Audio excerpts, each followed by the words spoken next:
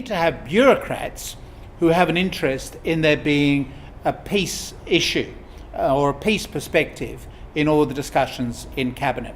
And so therefore what we're looking for with a Minister for Peace and a Department of Peace or a Ministry for Peace would be a person who would have equal status at the Cabinet table, so when people were talking about particular issues could say, yes, the peace perspective on this is as follows, because the military perspective is there and the Treasury perspective is already there.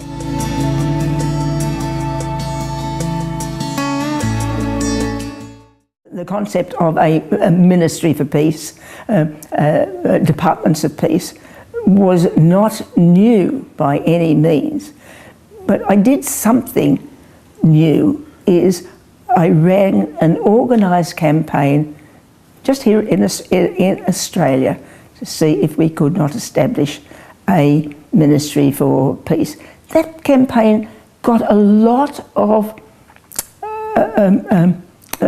support, so much so that in '82 a colleague of long-standing, Dr. Keith Suter, took my notes, put them into a book which we published. It was then a program of the United Nations Association of Australia, where the whole of the Conflict Resolution Network had its base.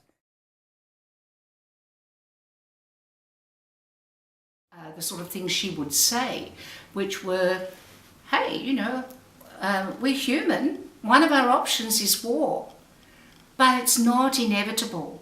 It's for us to work out what else we can do apart from using violence to try and solve our problems.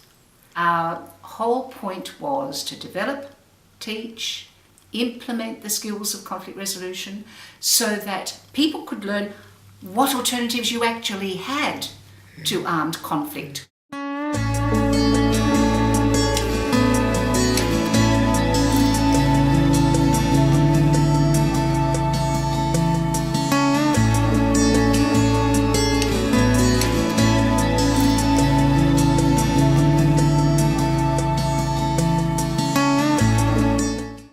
It's time to globalise peace.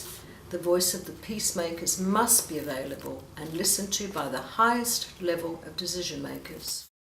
These voices need to be established, professional and institutional. The reason we need a Minister for Peace and a Department of Peace in our government.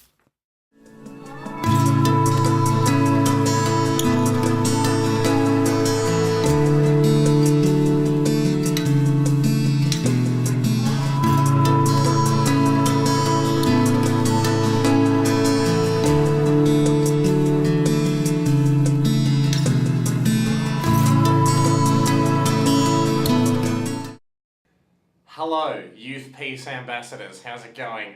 It's Hamish Blake here. What a great thing you guys are doing. I'm involved. This is not just a spur of the moment thing.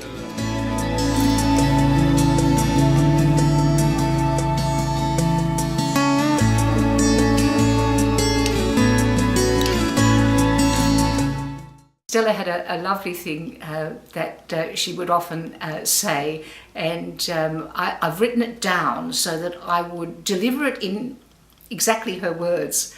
And it was, peace is not achieved by a passive acceptance of what is, but by the active pursuit of what could be. And that's what I think she meant by the value of a Ministry for Peace.